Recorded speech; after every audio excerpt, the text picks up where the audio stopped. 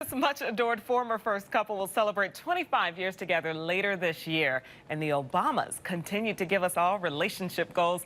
I headed to the South Side for a look back at how their love story began, starting with their first kiss.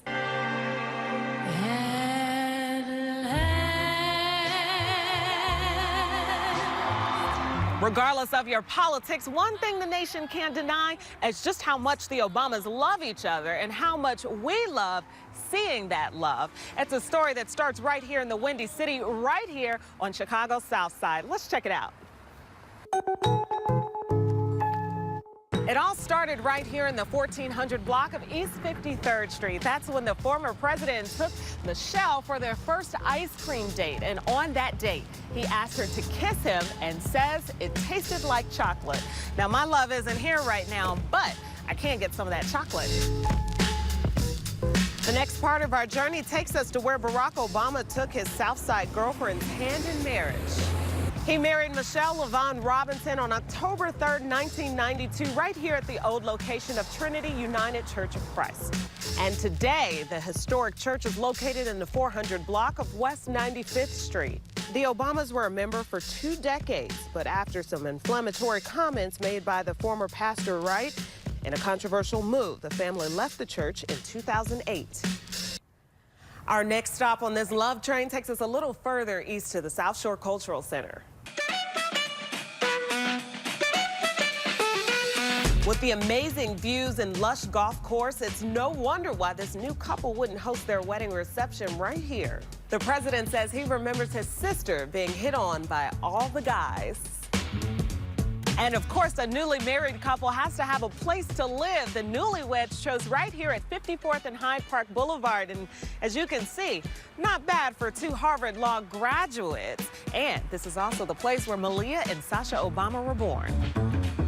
Next part of our tour, we're headed to the Obamas' first home. Now, they purchased this Kenwood neighborhood mansion back in 2005. As you can see, there are a lot of police out here. The shrubbery is overgrown, so we can't even see the front door. And there's Secret Service out here 24/7. One thing I'm always thinking about is all the security you can't see.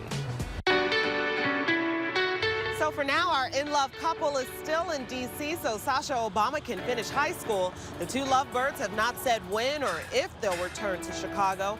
But one thing Chicagoans can look forward to is the Barack Obama Presidential Center. It's going to be just south of the Museum of Science and Industry in Jackson Park, a gym for the community to bask in, a place all of Chicago can be proud of, and that's pride that can last for decades to come.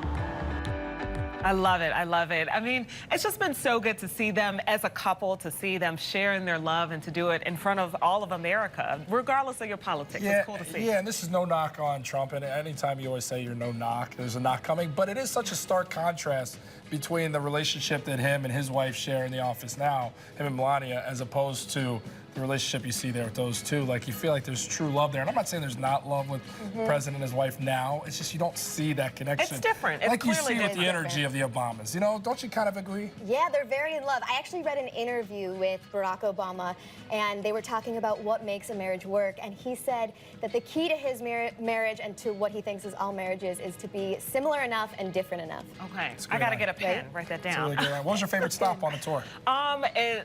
One where the Presidential Library is going to be, just south of the Museum of Science and Industry. Can you see it coming? Really cool. Can you see it coming to fruition? Right now, they have it fenced off, so that's where they are in the project. Of course, it's going to take a few years, a few months to get that together.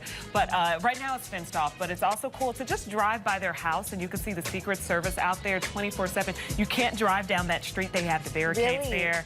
And so, just to have that gem here in the city of Chicago, it's history, and we lived it. Yeah, the security at their house too. They don't even live there right now. They got 24-hour surveillance. Can you imagine? It's probably like motion sensors in the bushes and And things how about that the we would Secret never even Service think you about. don't see there, right? Yes, what you don't see. Yeah, that's true. Exactly.